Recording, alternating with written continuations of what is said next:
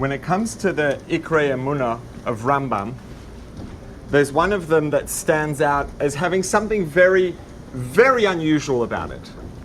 Right? We have Ani Mamin B'Emunah Shlema, Ani Mamin B'Emunah Shlema, and it's a list of things that we as Yidden believe in fundamentally. And then there's one that has Ani Mamin B'Emunah Shlema and something we believe in. And then Rambam throws in this seemingly random curveball that you don't see in any of the others. And I'm going to read it. It's obviously not something that anyone here is unfamiliar with, but Ani Mamin B'Emunah Shlema, B'Vias HaMashiach. Makes sense. It seems to fit right in place. Even though Mashiach may delay in coming, what sort of place does this have to do in an Ikar Emunah? None of the other ones have these conditions and this, even though this and that, etc. We're not talking about belief here. Rambam's talking about how excited we are, how interested we are. Even though Mashiach delays, we await him. What does that have to do with the Ikar Hadas of believing in something? Mamin B'Emunah Shlema B'Vias HaMashiach. It seems to be very out of place. There's an expression people say, you always find something in the last place you look for it.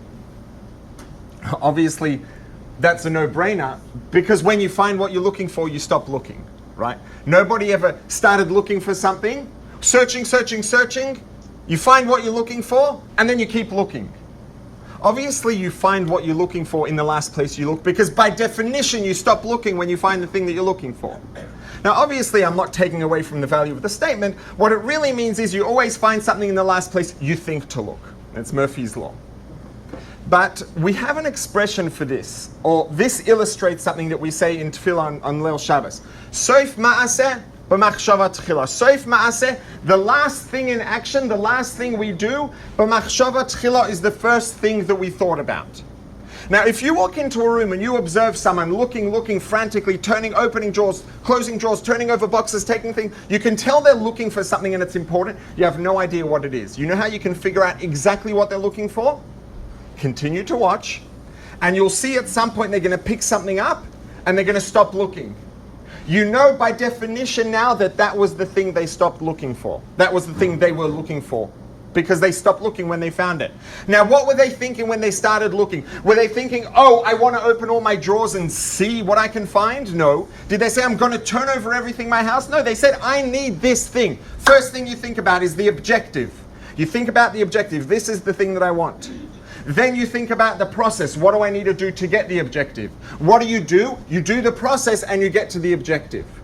And you can break it down further. Just very simple, basic, mundane example. You wake up one day, you have a taiva for ice cream. You want to eat ice cream, you have to buy ice cream, which means you need to be in the store. It means you need a way to get to the store. It means you need to get up off the couch and get in your car and drive to the store. It also means you need money, so you need to get a job. So the first thing you think about is ice cream. Then you think ice cream store, transport, money, job. What do? Job, money, transport, store, ice cream. The order in which you execute is literally the direct opposite of the order in which you thought.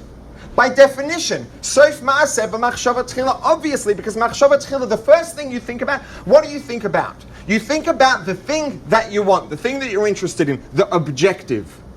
Then you think about how are you going to achieve your objective. You think about what's the process. And within the process, you also work backwards. Then, in action, when you're executing on that, you work forwards. Process, and you reach the objective.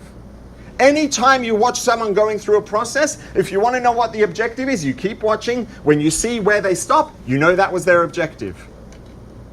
Sometimes in life it can happen, and it's not so uncommon that we're searching, trying to reach something, we get the objective, and then we keep on going. Why? Because we ourselves misunderstood what our objective was. I thought that this was going to bring me satisfaction, this was going to bring me happiness. I wasn't searching for the thing I thought I was searching for the experience of satisfaction, the sense of purpose that I thought it would give me. I may have been wrong, so I'm still searching, but I'm not searching for the thing I thought I was searching for. I'm searching for the thing I thought it would give me. So I misunderstood my objective myself.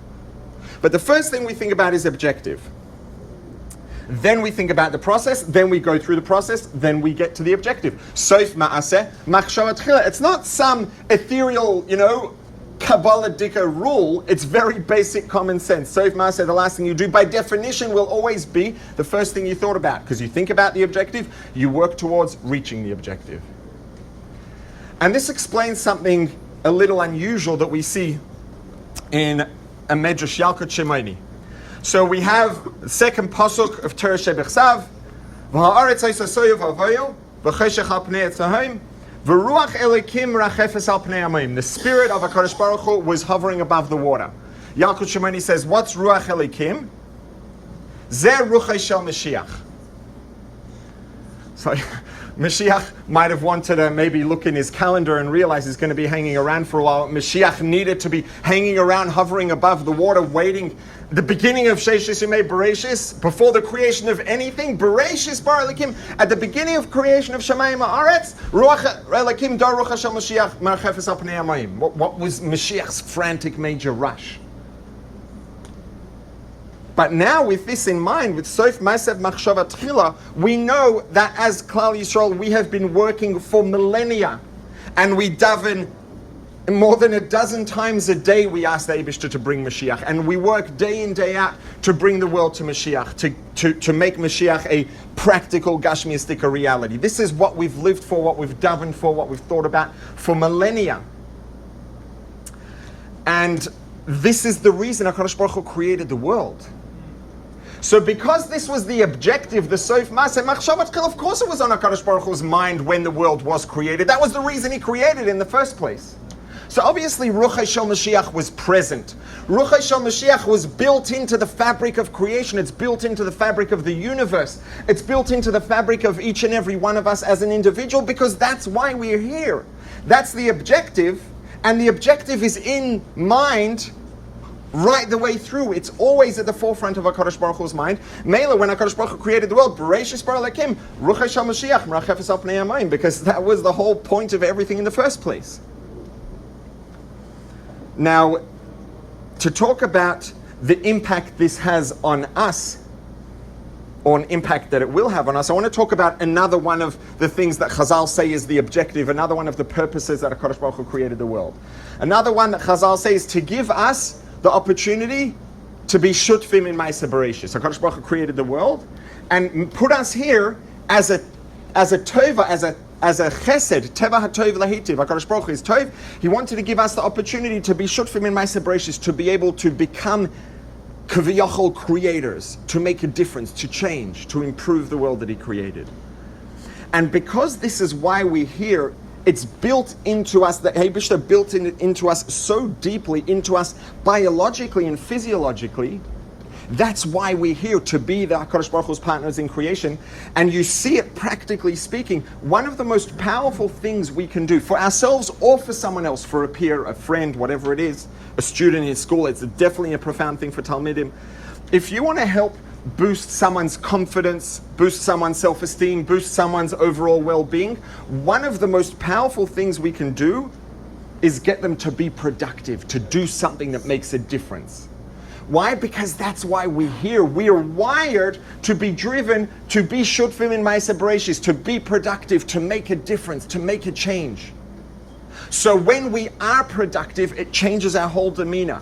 It changes our whole mindset. It changes our physiology. It changes the levels of different hormones in our blood. It's an extraordinarily powerful thing, and it affects every part of us, because that's why we're here. And alachas kama v'kama, just imagine when this purpose of creation of Dar Ruach Shel Mashiach, which was here, present in the world from before the very first instant of Ma'aseh Bereshis, Ruach Shel Mashiach was here, because that's why the world is here, that's why the universe is here, and that's why we're here. How deeply this is built into us and into the entire universe. Just imagine that existential satisfaction that we're going to experience when that becomes a reality, when that purpose comes to fruition, the sense of satisfaction. Repeating, I don't have a better word, it's not good enough, but this just how fulfilling it's going to be to experience that. That's one part of this picture. Another part of this, I want to come from a bit of a different angle. Just imagine that someone's describing the scene in this room. Someone's writing a novel. And this is a scene. This is the opening scene of a novel. And there's a room full of B'nai Torah sitting. And there's a man at the front, and he's talking, and he's waving his hands around.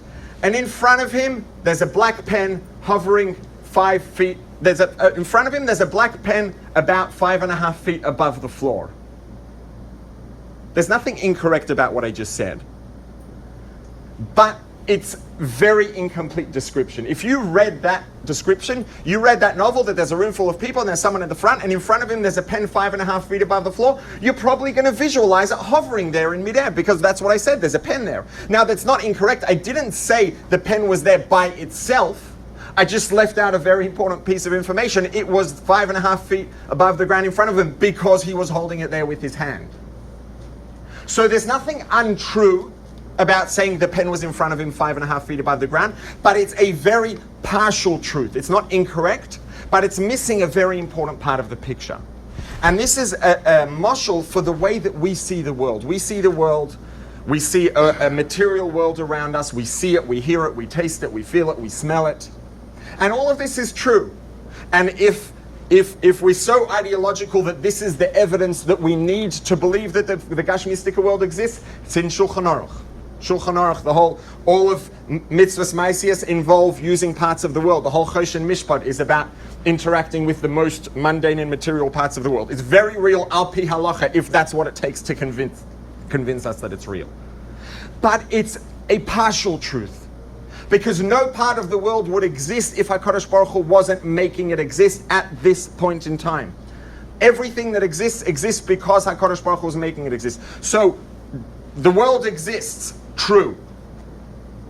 The world exists, let's get more specific. This podium exists. True.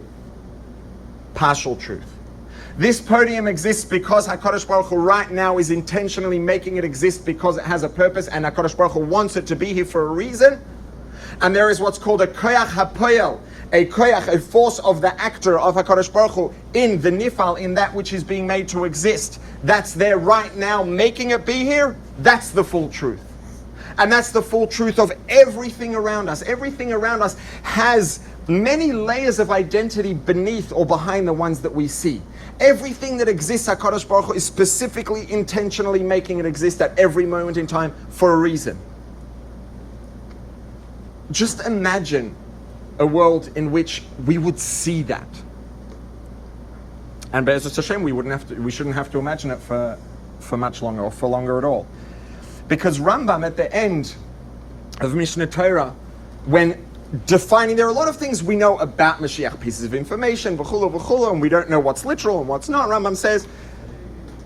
Rambam gets down at the very end and to define not what will happen when Mashiach comes, but what defines the state of Yom Mashiach. What is it that defines the state of Yom Mashiach? Rambam quotes a pasuk from Yeshaya. There's not going to be any bad that will happen. There will be no negativity. Why? Ki mala haaretz deya es Hashem. The world will be filled with recognition of Hashem. If we looked around and we saw money and we saw that HaKadosh Baruch Hu making it exist, everything we looked at food and we saw the koyach of the Eibishter making it exist, and the purpose and the reason why the Eibishter is making it exist, and we saw that in every single part of the world around us. You know, the reason the world's going to be perfect in Yom Mashiach, it's not because HaKadosh Baruch Hu is going to come and magically make everyone all of a sudden behave. That would defeat the purpose. Could do that now. What's going to happen is Mala haaretz deya es Hashem. These are the words of the Navi. The world will be filled with recognition of Hashem. We'll see the full truth. We won't just see the partial truth we see now. We'll see all the layers. We'll see the koyach of HaKadosh Baruch Hu in everything. We'll see the purpose of HaKadosh Baruch Hu in everything. And, you know, people talk about when Mashiach comes, our only interest, Rambam says that all we're going to be interested in is HaKadosh Baruch Hu, Torah, mitzvahs. You know, and people who, you know, are, let's call it, you know, being realistic, will say, you know what, honestly, I don't know how excited I am. I kind of enjoy my food. I kind of enjoy my house and my car. I don't want to lose interest in all of that. What they're missing is, you're not going to lose interest. HaKadosh Baruch Hu is not going to take your interest away. HaKadosh Baruch Hu is going to give you something that's going to be so unfathomably incredible that it's going to overwhelm all of that, and it's not going to be worth anything to you. It's like a little kid that has a lollipop, a candy, and you offer him a $100 bill, and he says, I don't want the $100 bill instead of the candy, I want the candy. You can buy as many packets of candies as you want with a $100 bill. I want my candy. That's the same thing. So, La'asid Lava Yemaisa Moshiach, we're going to see the purpose and the full truth in everything. And combined with that, we're going to have this unimaginable existential satisfaction of fulfilling the reason that we were created, fulfilling the reason that the universe was created, fulfilling the reason that Zman and Makom were created, all for Yemaisa Mashiach. And now, keeping all of that in mind, it makes a lot of sense. Rambam says, Ani ma'amin be'emunah shalema b'viyas HaMashiach. What does that mean? Afal pi sheyismamea, even though Mashiach may delay, im kol zeh achak eloi, I await him. Because if someone understands what Yemaisa Mashiach means and doesn't await it, it pretty much means they don't really believe. If we believe in something of that value, we believe that it's true and we understand what it's worth, of course we're going to await it. Of course we're going to beg the Eibishter for it every day. We're going to want it now. So this it's not a random curveball. It seems random because it's very out of character with the rest of them, but in a way it's defining what Ani Mamin Be'emunah Shlema B'viyas HaMashiach means. If we really believe in Mashiach, and it's true, if we have any sort of concept of what Mashiach means, we will be waiting. Im kol zeh achak eloi b'chol yom sheyaveh. So it's not random at all. It's defining what the emunah and the degree, or what a, let's say perhaps, ulai yesh loimar, satisfactory emunah in Mashiach is. A satisfactory emunah in Mashiach means if we believe in it, we're going to want it desperately. And be'ezras Hashem, we should be zoiche to experience all of these things ba'enei basar, take of me on mamash. Good evening.